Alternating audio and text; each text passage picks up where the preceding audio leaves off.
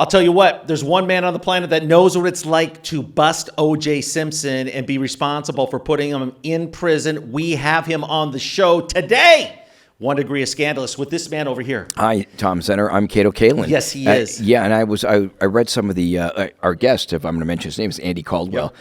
What an incredible story. What an incredible documentary.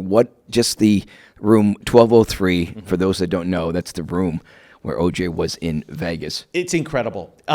Palace Station, room 1203. That's incredible. Because he wasn't staying there, but that's where the whole crime went down, right? So they go busted into there. Now, Kato, I was in Vegas that weekend. I know I've talked about that story, but it's really interesting now that we're having Andy. I was there. I was in the Palms that weekend. My friend was having his birthday party. We had the Real World Suite. So we were all having dinner the night before at 9 Steakhouse. OJ is there. So you know that he's there, staying at the hotel. Absolutely. It was that weekend. That's amazing. Okay, and he came to our table when we were eating dinner. He knew some of us, blah, blah, blah. Wow. But Kato, the funniest thing about it was he had a film crew that he hired following him around that he was trying to turn into a pilot for a reality show.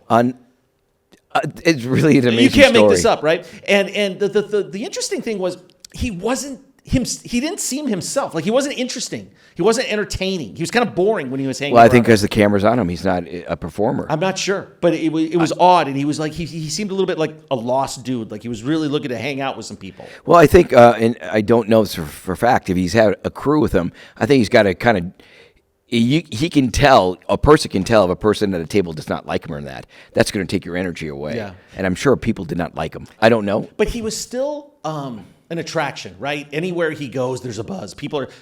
Everybody's getting their picture taken with him, right? And they want to be around him. He had it, man. He could have been playing golf the rest of his life. And we're going to get the entire story. That's great. And boy, did he pay a price, right? He got the wrong judge, wouldn't you say? I think so. Yeah. Anyway, so Kato Claus, at least for December, right? Kato Claus, I do the Kato. The other 11 months is Kalin. The 1 month of December, it's Kato Claus. Oh, man. I'm loving it. And you got your Packers playing well. Life is good for you Holiday right now. scenes, you know what?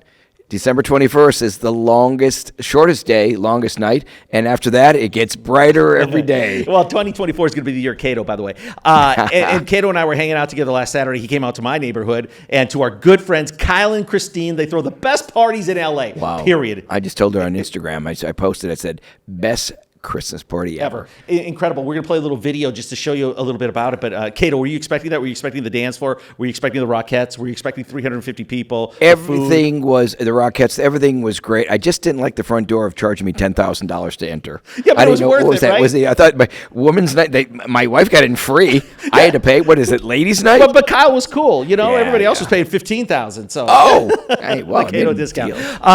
Yeah, great party, great time, very festive. I hope everybody's having a good time around the holiday season. What's the neighborhood like where you live? Is it exciting? Is it festive? The area I'm at, they shut the street down on Friday, put snow on it, melt away, but they put snow. It's really incredible with the streets going down, bands playing, and it's at Toluca Lake is where they close the street down the first week in December, the first Friday. Nothing like it, and it really makes me feel like I'm back in the Midwest for that one day. Yeah, a little slice of Americana, right? It makes you feel good. Neighborhood, you get to see everybody else. Hey, for one night or for a few hours, people are not politically active. They don't care about any political, Oh, and I got into a fist else? fight with the Grinch. We'll tell that story later. I can't wait to hear that one. Yeah. Hey, by the way, if you could get the Grinch on the show, maybe we could have him say his side of the story. Just for the record, not all green people are the same.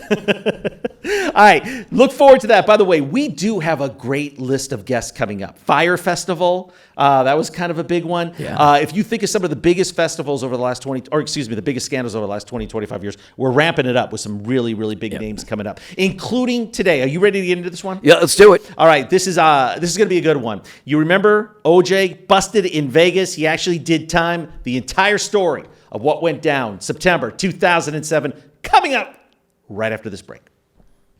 All right, Kato, it is time to bring on the man who's done what nobody else on this planet could do. Bring O.J. Simpson to justice. He did it. Andy Caldwell, who was the star of a great documentary, and Kato, you and I were talking about it, but it's called O.J. Guilty in Vegas. Yeah. I just watched it again on Prime. I watched it for the first time a couple years ago. Great doc. You watched twice because you love Vegas. Yeah, I do. But I also love it. There's just so much to talk about. And Andy, you were fantastic in the documentary. And was the documentary based off your book? Because you were the detective in Las Vegas that was part of the team that busted OJ. We're going to get all into it, all the details. But then you wrote the book Room 1203, 1203, which is at Palace Station, where it all went down for OJ. So give us the timeline of you writing the book and then how the documentary happened. Yeah, so, we set out, and I say we, my wife and I talked about writing a book just for posterity, right? We were going to publish it ourselves. And then we had a neighbor who said, don't publish it yourself, pitch it to an agent and see if somebody will publish it for you. I pitched it to an agent, and an agent liked the idea, and she picked it up. And kind of without telling us, she made this pitch to a showrunner who was interested in the story. And then they called us and they said, hey, we'd like to do a documentary. They kind of threw some ideas at us, and I initially said no, but then I thought, my kids, again, just kind of for posterity, right? It was a good thing. So we opted to do it, and you end up seeing the finished product. Tom and I have been in Hollywood for 50 years between us, and you get a deal in the first try. I don't get this, Andy. I just don't. How does that work? It was a good story, right? Yeah, I was reading on a little bit of Room 1203. I want you to go through how you had the detectives in the hallway, and you have 3 detectives waiting. You have this OJ's charm by letting you in. So is he aware that this is the thing where you're going to break in? Does he know you're detectives? This thing fascinates me. Will you explain this, the entire, like Tom says, a timeline, how this all worked? Well, do you want me to jump into the room? Because, the room is one of those, the initial contacts with OJ, that was an interesting, kind of do you want me to walk through with the robbery and how we ended up at the room? I think Tell me how you one of the cool things is it's a Saturday night in Las Vegas in September, so it's still hot. I was in Vegas that weekend. We'll talk about that later. But Kato, he's driving around with his partner. They're apprehending or they're dealing with a homeless guy.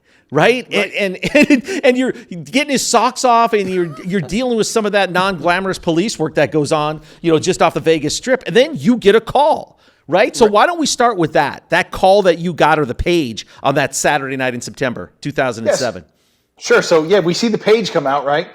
And it came out in an area that I'm responsible for, so I knew it was going to come to me. But then, sure enough, my partner gets a phone call saying, "Hey, you guys got to get over to the Palace Station because there's been a robbery." And we learned that O.J. Simpson's involved, and my partner's response is, kind of comical, like, shut up, come on, that's not O.J., right? That's dumb, right? Come on, he's not that stupid.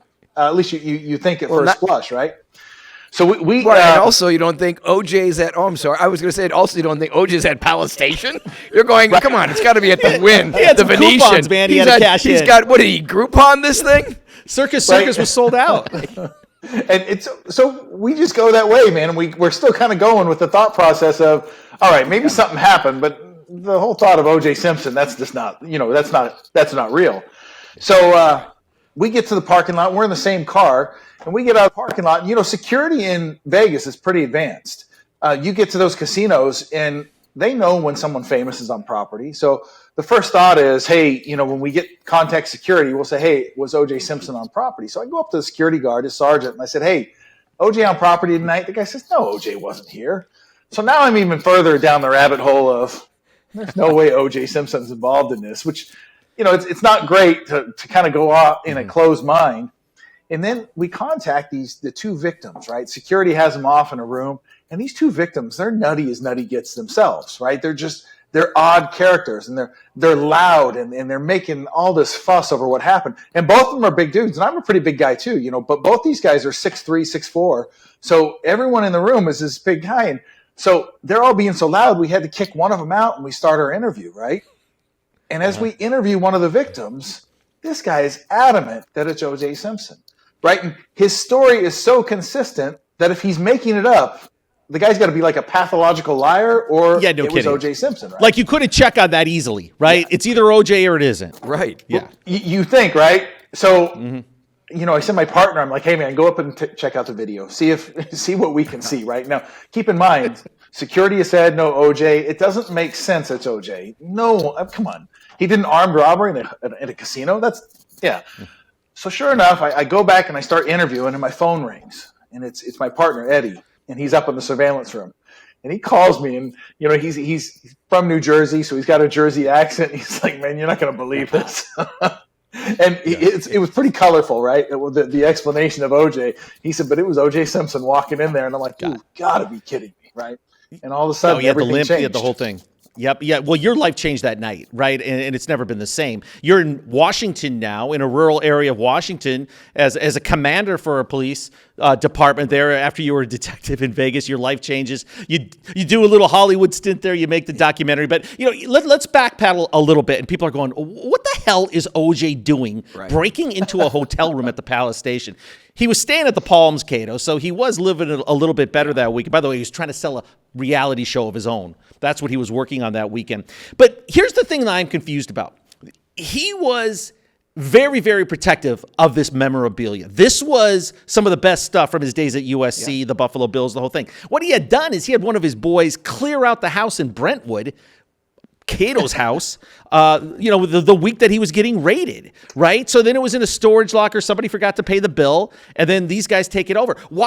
He was out of jail. He never went to jail, OJ. Why didn't he get this stuff and move it to Florida? Why was it in a storage locker that long? And by the way, also, was any of my underwear involved?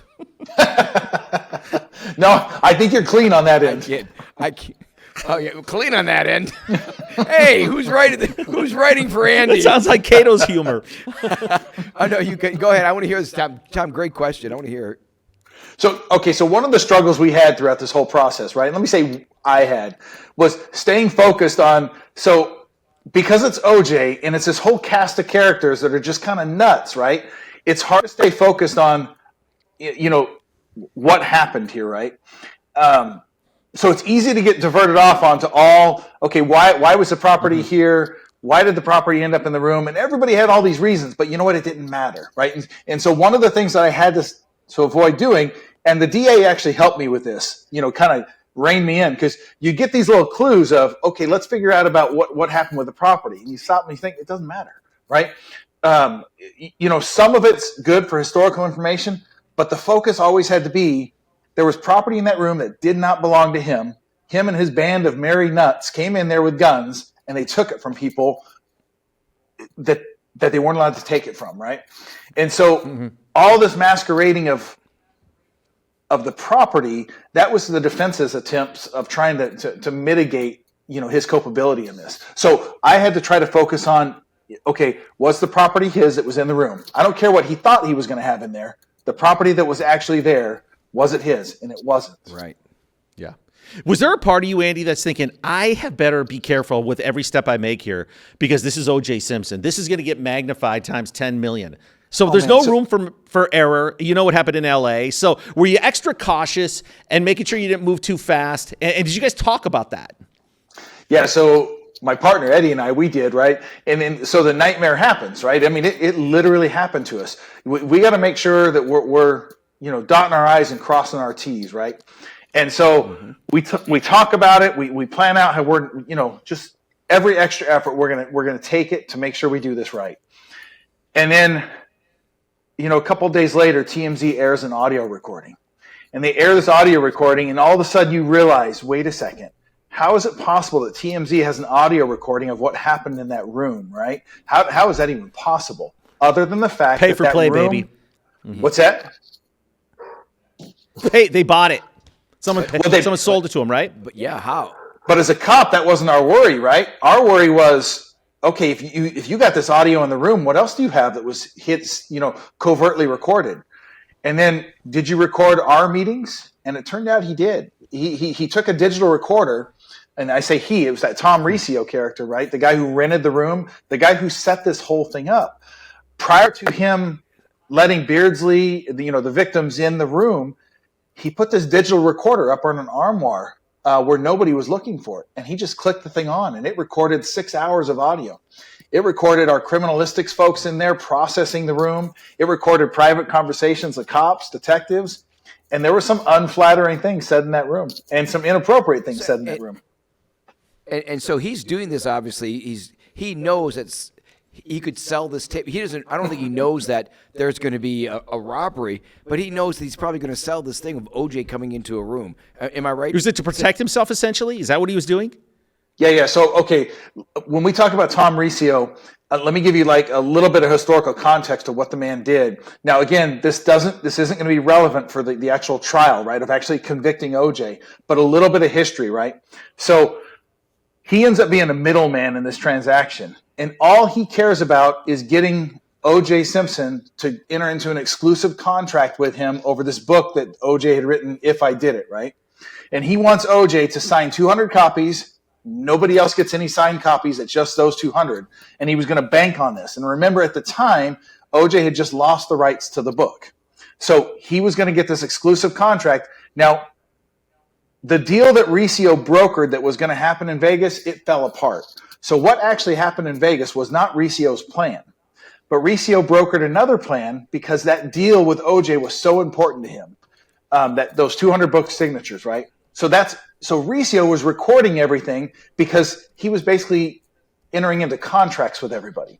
So I don't believe it was his intent to capture what he captured. He was just protecting himself to look out for all his contracts that he was trying to establish with people. And he was clinging to the fact that a verbal contract was as good as a written contract. But that's illegal anyways, correct? To videotape people without them knowing they're being videotaped? So it was audio right? recording. Was it just audio? Yeah, but no, Nevada's legal.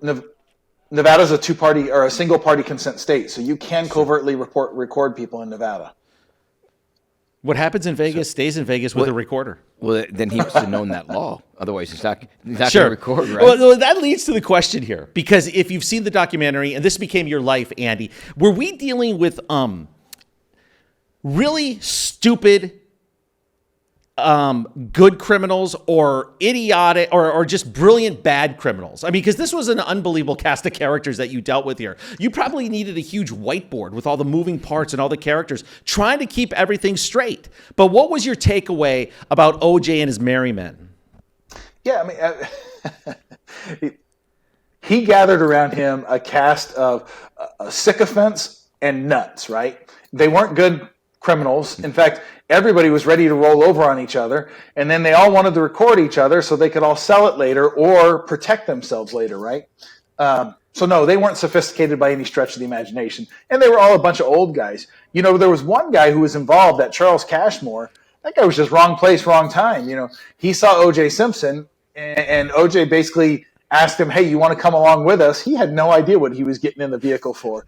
He shows up there. Good things happen around you, OJ. I'm coming. Yeah. That's it, right? Can you imagine that? So one of the things that came clear in this is OJ is so charismatic, right? And you think, okay, come on, we all think he killed her, Nicole and Ron Goldman, right? But how does he still attract this fan base that he attracts, right? The guy is unbelievably likable, even when you're aware he's committing crime. He has this magnetic personality that draws people in. And I'll say that to even my experience. He can quickly draw you in, and you have to kind of check yourself and say, wait a second, I'm not getting sucked into this world of this, this alternate reality this guy creates. And if you don't put yourself in check, you get sucked right in. Mm-hmm. Yeah, I agree with that. He's very charismatic. I saw it, and he loves being adulated by people. He loves autographs and people recognizing him. Although I have to say, I don't think the judge felt that way. Well, let's hold off on the judge. I guess I know, but I'm saying I know that I was just bringing it up because I remember seeing parts. I don't think the judge. Certain people can't be taken in. Yeah. But I think like Andy and myself and Tom, you probably watch sports and I get it. I get it. But yeah, just a bad human being. And Kato, you could probably relate to this, and Andy, I know you can too, with OJ, because he could turn it on like that, and he'll suck people in. It's hard to say no because he's a powerful presence, the charisma's off the charts, etc., and he knows it. But as soon as things start going south, a light switch, flips, right? And his demeanor. And you've seen it, and maybe you could talk about it. How quickly did you see that transformation from a guy that thinks he's snowballing everybody to a guy who might realize he's in a little bit of hot water? Yeah, and I want to kind of highlight something that I don't think I talked about anywhere else. Marcia Clark, right, during the preliminary hearing, She came up to us and she visited with myself and the prosecutor, and she said something really interesting to our prosecutor, our DA, right? She said that we had the one piece of evidence that she knew was true about him, but she couldn't prove. And she described him as a light switch, that she believed, just like you just said, that he had the ability to just turn it off and turn it on instantly, right? And that's what we had in that audio, right? In that audio recording, you heard a guy go in who was initially calm, and he went 0 to 100 and nothing flat, right? And then on the way back out, when he leaves the room, you hear him just turn it back off, and he seems back to normal. And what was great was we had audio to show that. It was a real thing with him that he has that capacity. Well, Tom and I know that we've had Tom Lang on our show, the lead detective with the OJ trial, and he said that pretty much the same thing, but he said he let OJ just talk about himself, so he knew that he'd like hearing great things about himself, of how they could ease him in there and how comfortable he became when he was being interrogated, and they used that sort of as a tool for getting more and more information from OJ. I'm not here to badmouth other cops, but I think one of the things that Lang writes about is he didn't end that interview, right? OJ didn't. They ended it. Man, I would have let OJ just keep babbling and talking. I know they wanted to get his blood drawn, but when I read that, I thought, man, if you got a guy talking, let him talk. Let him develop his lies, get him locked into those lies, and twist them later. And that was one of those things when I was reading through it, I thought, man, if he didn't end that interview, you should just keep rolling. Yeah. Yeah, but again, I'm not here to try. I wasn't there, so I got to be careful. No. And Tom's a great detective. No. And who knows the circumstances that he was dealing. So don't worry about it. Okay, so you guys had to be extra cautious, right? So you didn't move in that quickly. You had to start piecing this together. But then you eventually got the green light. And you said, we got enough. Or before that, before you arrested him, you, your partner, the female detective, your lieutenant, you guys, 4 or 5 of you strong, they go to the Palms. And they're heading up to OJ's room where his girlfriend was in there with him. And how nervous were you walking through the Palms, going up the elevator and heading to his room, knowing, hey, it's showtime, baby. Yeah. You're going to find out what really happened. You're going to get your first really interaction with him on his turf. I'm going to say I'm not nervous at all. I was tired. We had been at work since 10 a.m. The previous day, and we're not getting to interview him till late afternoon the following day. So we'd been well over 24 hours at the point we get to talk to him. So you're tired, you still got the facts, and you want to get everything fresh. I guess there's an excitement about it, I guess, if I'm looking back on it, but not really a nervousness. No. Yeah. Well, Kato, you started asking him about that interaction in the room. Yeah, so you had 3 other detectives there kind of stationed on the hallway, and he invites you in the room. And that's where it starts the process where you said how likable he can be. And is Eddie, your partner, with you at this time, coming in the room with you? Yeah, so we tried to design this tactically, right? And our supervisor did a good job, and he thought, okay, Eddie's my partner, right? Everything we did together. Right. But our boss thought, well, if we're going to go do an interview with OJ, maybe it's better that I have a female detective with me to just not be, so the thought process is so overwhelming, right? So to maybe soften the interview. Mm-hmm. So before we go in, our supervisor, he says, hey, take Detective Turner with you, and you guys do the interview. And I will tell you that my partner was bummed out about that, right? Because here's your chance to interview OJ, and you just got the carpet yanked out from under you. And I wasn't keen on the idea too, but he's our boss, right? And it wasn't 3 we had on surveillance, it was 6. So we had 6 people on 24-hour surveillance on OJ. And I got to tell you, under normal circumstances, the best surveillance team you're going to find in the nation, right? Nobody knows they're following them. But it's OJ Simpson, so they're probably not as worried about being spotted. So there's actually 4 of us that walk up to the room, and only 2 of us are going to go in because it was like the consolation prize that our boss gave to Eddie. He's like, yeah, at least go to the room, but don't go in. So you knock on the door, and sure enough, and OJ's short, right? So I'm 6'5". OJ answers the door, and I'm like, oh, that's kind of surprising. But the moment the guy starts speaking, you are sucked into his world because, he over the top is like, hey, guys, thanks for coming up. And he opens the door wide. And he just starts waving us in, right? Now, you got to keep in mind, the plan is just 2 of us to go in. And my boss is designing this plan. But as OJ says, come on in, my boss is like, that whole plan goes out the window. My boss is like, okay, well, OJ's inviting me in too. So he comes in. So, of course, my partner's going to come in too. Now, OJ, he puts his head out in the hallway. And this was the most unrealistic scene to me, right? And he knows he's under surveillance on this crack surveillance team that he's not supposed to know is there. And he leans out and he literally says, hey, guys, you want to come in too? And these guys are not supposed to be being seen. And what do? And they put down their newspapers, their drinks, and they all come into the suite with OJ. Party in OJ's room. That's right. Room service is coming in 15 minutes. What do you guys need? Some caviar, some champagne? Right, we're charging the room. Is the female detective? I think her name was Turner. Is that correct? Yeah, Linda Turner. Mm-hmm. Is OJ trying to do his charm on Linda, or is she immune to it? Linda's all business. I saw her in the documentary. She's not playing.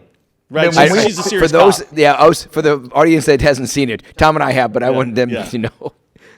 When we walk into the room, it's such a freak show going on that we're delayed easily, 5 minutes because there's this little dog running around the room and it's yapping, and it's Vegas in the summertime, right? So it's hot, but they're putting this sweater on this little dog, and this little dog's leg is caught in it. So you got this little three-legged dog running around the room, while these two ladies in bikinis are running around trying to chase it and catch this dog.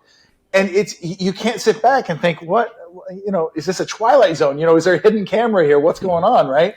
And finally, OJ yells at his girlfriend and says, hey, get out of here. I'll grab the dog. And he grabs the dog and they get out with the dog. And, I don't want to exaggerate the length of time of that interaction, but it was probably 5 minutes of just this odd circus that we sat there and watched. All the detectives and our boss. Slapstick comedy. By the way, those two girls and the dog, they've got a show now at the Mirage. I'm kidding. They could. They damn well could. Hey, Andy, you guys walk in there, and this is serious business. You're here to question a guy in an armed robbery. OJ's got his girlfriend around in half nude. She's got the little puppy running around. It's a freak show in there. Did he have any idea how serious the situation was? And was there any doubt in your mind that he was guilty of something at that point? No. I wanted to arrest him that night, right? I thought he should have went to jail that night. The fact that, and it wasn't even our lieutenant's decision, that decision came up from deputy chiefs that said we couldn't arrest him that night, that they wanted the DA's office to give us an arrest warrant to arrest him. So, to me, the guy's guilty. We got probable cause. He should go to jail, right? Do I think he knows the significance of it? No, because I think the man, he convinces himself he didn't do anything wrong, right? I think he genuinely believes he didn't do anything wrong. It's the world this guy exists in. But when we go into the room, there's also these legalities that we got to keep in mind, right? We got to keep in mind that he's already told us he has a lawyer. We didn't even have to read him his Miranda rights. He was quick to say he has one. So we can't interview him right now. I can't ask him questions in the current setting because he had already asked or identified that he wanted a lawyer. So we also have to do that tap dance to make sure we're legal in the process. So what we have happen is as we sit down, he just starts rambling. He just starts talking to us. And Linda Turner, she ends up sitting behind him, and I don't even think he knew that she was taking notes of everything he said. And there's two prongs to Miranda, right? He has to be in custody, and we have to be asking him questions. And some people might argue he wasn't in custody. I got to tell you, with 9 cops in the room, it's a pretty hard argument to say he's not in custody, right? He's not in jail, but custody is a perceptual issue. So we got to cover our bases. So as Linda's sitting behind him, she's just taking notes. She's just going to town with everything he's just babbling about. He's free to talk to me. I just can't ask him questions about the case. I can ask him where he's from. I can probe him to get conversation going. I just can't ask him incriminating questions. And he just says all kinds of dumb stuff that we just start taking notes on. And it just strengthened our case. Thank you, OJ. Okay, so the arrest happens. Now, you've been on that since the opening page, since this whole saga started. This should be your caller.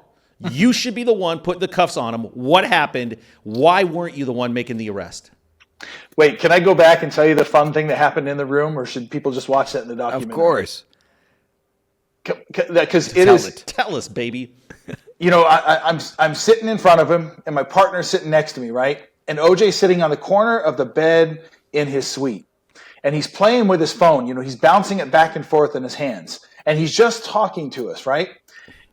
I don't even notice that the guy sets the phone down. But all of a sudden, he stops and he looks up at me.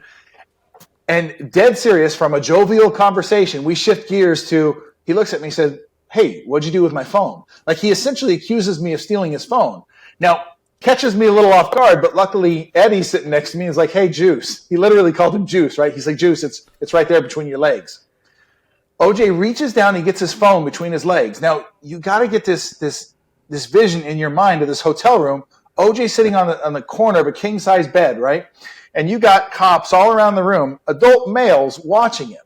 He takes this phone, he brings it up to his chest, he holds it to his chest, and he flops his entire body back on the bed. And he just starts giggling, right? Legs up in the air, arms wiggling around. And this goes on for, 10, 15 seconds of us just sitting there in silence wondering, is this really happening, right? And then OJ sits back up and he starts having a conversation like it didn't just happen. Insanity plea. Crazy.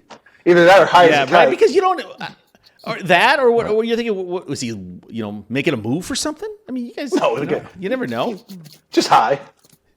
Okay. Yeah. Well, He fumbled his phone. That's really interesting that he was high. Okay, back to the arrest. Who did it, and why wasn't it you? Yeah, so our administration wanted an arrest warrant for their own reasons. In fact, I had gone to a Los Angeles Dodgers game because we were youth leaders, my wife and I, and we had promised these kids we were going to take them down there. And on my way down to Dodger Stadium, we had just got to Dodger Stadium to start the game, and we were doing a one-day trip down and back, right? I get a phone call from just a previous partner. Said, "Hey, congratulations, you guys arrested OJ." I said, "I don't know what you're talking about. I'm in Dodger Stadium." And the detective was like, "What are you talking about? It's on the news right now. They just arrested him down at the Palms." So I call my partner, Eddie, and I wake him up out of a dead sleep. And he's like, "No, I'm in bed. What are you talking about?" So Eddie, he does a little bit of legwork, and he finds out, yeah, sure enough, these other detectives went down and arrested OJ.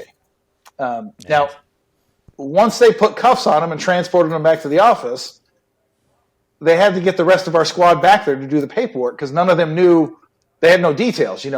They knew we had probable cause to arrest him, but there was nothing they could do. So literally, I had to drive back. All of our squad had to come in and wrap all this stuff up. But yeah, when it came to actually putting cuffs on him, that wasn't Eddie or I. That was different folks. And Kato, he pulls a total OJ move. So, they let him out on bail. Okay, so he goes back to Florida. And one stipulation was you cannot be in touch with any of these co-conspirators, right? Nobody else involved in this case. So he goes through his bail bondsman, essentially, to relay a message to ask him. That dude goes, I don't want to go to jail. I got to do something about that. So he has to go out there, fly out to Florida, grab OJ, and that's not easy, right? Kind of trick him into coming back to Vegas. And that's when his Vegas luck turned south, because that's when Jackie Glass, badass Jackie Glass, enters the story. And was that just bad luck? I would imagine there's a lot of judges he could have got. But what are the odds he got her? And was that the worst thing that could have happened to him? No. So that it happens by just case number, right? So there's no. It happens by when the arrest warrants are signed, when he goes into custody, and how he's arraigned. And then it just starts a track, right? So you get arraigned by a certain judge, and once you get arraigned in that court, in the lower court, it tracks to the upper courts. So that's just the way it worked out. Well, you talked about it, Kato. I mean, because then she was not playing any games, was she? It was another televised, too. Everybody kind of in America was watching it again to see what this Andy, is. how much of the trial did you sit through? Were you there? No. So Nevada has exclusionary rule, right? So once the trial starts, all witnesses are kicked out, and you're not allowed to watch it, track it, talk about it, anything, right? So even though the trial's going on, and it went on about a week before I testified, I'm not supposed to have anybody tell me what's going on. I'm not supposed to know what's going on in the courtroom, which is hard to do, right? Because, like Kato said, in 2007 or 2008, when it went to trial, this was wall to wall. It was everywhere. And in Vegas, I mean, it was every local news outlet. So it was hard to not know what was going on in that room. Yeah, you're sequestered. You got to you honor. Obviously, you have to honor it. And people when that was going on, I was being interviewed a lot, and people were saying to me, "Do you think this is the payback of Nevada showing how a trial is supposed to be run?" Do you feel that? Do you feel that the judge was thinking, "I'll show people how to run a real trial"? Did you get that from her? So this is a tricky question, right? So let me answer it as best I can, and still hopefully, fill the spirit. No of that wrong question. answers. You're fine. In my experience, and at the time, the DA said, "Hey, let's add up how many robberies you've handled during the time you've worked in robbery homicide." Right. So in that time I worked in robbery, I'd handled over 1,000 robbery cases. I'd never seen somebody get that harsh of a sentence. Right. That shocked all of us. But as far as how she ran the courtroom, that was normal. That's the way Judge Glass ran her court. That's the way she ran trials. She was, nothing but business. And in fact, a lot of our judges were that way, right? So solid on how they ran it. But as far as when it came down to that sentencing, I think a lot of us raised our eyebrows and said, "Oh my goodness, man, that was harsh." We live in L.A. with the DA here. That would be a slap on the wrist, maybe. If it got to trial. Right? George Gascon, I'm sure it would just go. The one thing I found interesting about her, though, is she seemed to have an ego. Like, she seemed to really enjoy the fact that she's the one that put OJ away. It almost seemed personal. That's the impression I got from watching the documentary. You were in the documentary. What was your vibe? Am I misreading that? No, I think she is. But she's a lawyer first, right? So there's no way you're going to get her to say that, "Hey, it was payback." You're never going to get a lawyer to say that. But I think if you look at face value, that guy got a harder sentence than anybody ever could have imagined, right? But I will tell you, her answer has always been consistent. I know she's been asked this over the years, time and time again. She's sentenced by the letter of the law. What the law allowed her to do, she sentenced. She gave him, consecutive sentences where she could and concurrent sentences where she had to. And then you end up with that 15 to 33. 15 to 33, we'll have murderers that will be out of prison in 10 years, right? O.J. Simpson, for an armed robbery in a casino room, got 15 to 33 years. Mm-hmm. And he didn't even have a gun, right? Or were they all packing heat when they rolled in there? No, only two of them. Did he have a gun too? Michael McClinton and Walter Alexander were the only two armed subjects. Yeah. And are they in jail? No, they all took plea bargains. And that's one of the great things. I was going to say that's what I was going to say. That was it. That I wanted people to know that they turned on him. Yes. Yeah, they testified against him, and they got probation. Right. So the only other person that went to prison on this was that Clarence Stewart, who sat in the trial with him. Right. And I think universally we all thought that was dumb. Right. But I think there were so many attorneys that wanted the attention of this trial. I think his attorneys, they didn't take the plea bargain. They wanted to sit next to O.J. Simpson because they wanted the attention, and they got it, right? And then Clarence Stewart won an appeal because it wasn't fair to sit next to O.J. Simpson in trial. You're going to get convicted, and you're going to get the same thing he did. So when he won his appeal, he basically got time served for 3 years. Wow. And I forget because O.J. appealed. He appealed also. His appeal was turned down, correct? If I remember. It was turned down. Yeah. But talk about being radioactive. You sit next to him in the courtroom and you're going down. That's all it takes. Yeah. Incredible. I thought there was one other really odd thing that happened, and it's OJ related. And it was when he was flying back from Orlando with the bail bondsman. And he was heading back to Las Vegas to face the judge again and find out that he was, getting his parole doubled or his bond doubled, and he's going to stay in prison for a little while. He turns towards the window on the plane and starts communicating with Nicole, and not real quietly, like, "What have you gotten me into?" And literally using her name. And the bail bondsman talked about it in the documentary. Very, very strange, very, very odd. It's just creepy on so many levels. Did you ever talk to that guy about it? And did you ever see anything extremely weird from OJ in your interactions? So I did talk to the bail bondsman was Miguel. He told me about it. But again, this is one of those where some of those secondary and tertiary stories were great to know, just because it's O.J. Simpson, right? He's a cultural icon. So those stories were interesting, but I also had to stay focused on the case, right? Of just what are the elements of the crimes and what are we trying to prove, right? But yeah, there was interactions with him that were strange. We had to go have him sign his notice of intent to seek indictment. So Eddie and I, we go into the jail, and they pulled him into a cell so we could serve him this form. Now, this form is a form he doesn't need to read. It doesn't even matter if he signs it. I can say refuse to sign and give it to him. It's just our notice to say, hey, we might go to the grand jury on you. When Eddie and I walk into the room where he's already sitting, this guy stands up and he treats us like we're his long-lost best friends in the whole wide world, and he's happy to see us. He doesn't even want to talk about the document that's sitting in front of him that he has to sign. He wants to sit there and visit with us like we're friends.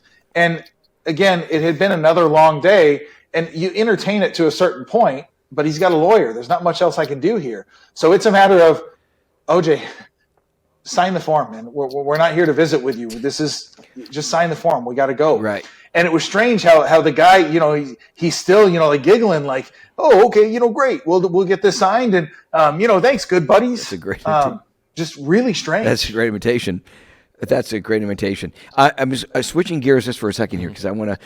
You said you had over 1,000 robberies that you investigated.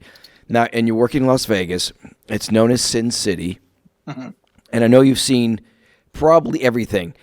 And I don't think what people know is the reason that you became a pastor is because you reach a boiling point. You reach a point in your life and you go, I've got to do something positive. I mean, what you do is positive, but it's sort of like seeing God or something. It's like, I want to do something. I'm going to shift. I'm going to do the complete opposite and go into becoming a pastor. Is it because of working in Las Vegas? No, but I do think that the heart of law enforcement is serving people, right, and helping people, and right. I love that.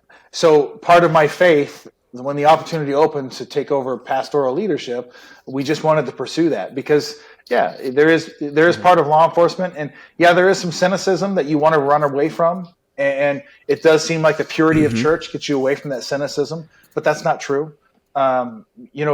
Once you serve as a pastor, the cynicism is still there, just as it shows up in a different form.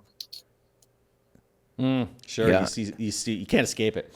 Let me give a plug for your book, Room 1203, O.J. Simpson's Las Vegas Conviction. Andy Codwell, our guest here, wrote that book. You were the detective that helped bring him down. How long did it take you to write the book?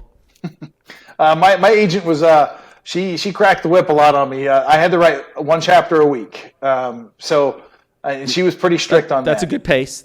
Yeah. So it was. And you know what? When you write, you got to get into a rhythm. Mm-hmm. Yeah, and writing's cyclic, right? And I had never written a book before. In fact, I don't read books. I read theology and philosophy books. So to actually write a true crime book, it took me a little bit to go. So it took me a couple times to write that first chapter. But once I got the first chapter, it started to make a little more sense to me. Well, you're getting a lot of compliments from Tom, and Tom has a major book coming out also.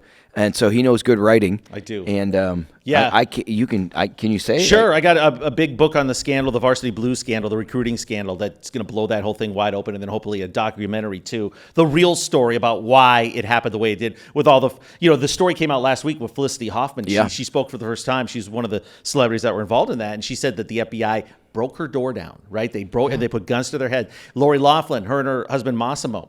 Guns pulled on them, door knocked down, taken to a dark room in downtown L.A., if you can believe that. Treated like terrorists. It's all Hollywood, too, because Felicity Hoffman's married to William H. Macy. Yeah. So, yeah, it's good. It's a great thing. But, Andy, my story is incredible. It's about the one guy that they brought into this thing so they could move the venue from California to Boston. And it's just a whole power play by the Justice Department. That's the whole reason behind Varsity Blues, which we'll talk about. And he's sending you a book. I'll send you one. Hey, Andy, where do you get your book? Because you are a great guest. You are awesome on the documentary, and the book's fantastic. So tell everybody where they can get it. Yeah, just on Amazon. Amazon, you just put in the search bar Room 1203, and it's the only thing that'll pop up. What's this Amazon thing? Is that where you can buy a book and stuff? And Yeah, I heard this Amazon thing. All right, good. Where you can get everything It's a else. pretty good rating too. I think it's carrying like a 4.5 stars. So, and one of my bad ratings on there, it's actually Tom Riccio, one of the nut jobs in the case, right? He writes That a rating is under a ghost name. Right, and little do you know, he can't even read, probably, right? So That is hysterical. hold much grudges, Riccio. Hey, if you got any pull with Judge Glass, we'd love to get her on the show. Tell her Kato Kalin. We'll be gentle on her. I'll see if Yeah, I can get a message, but no promises.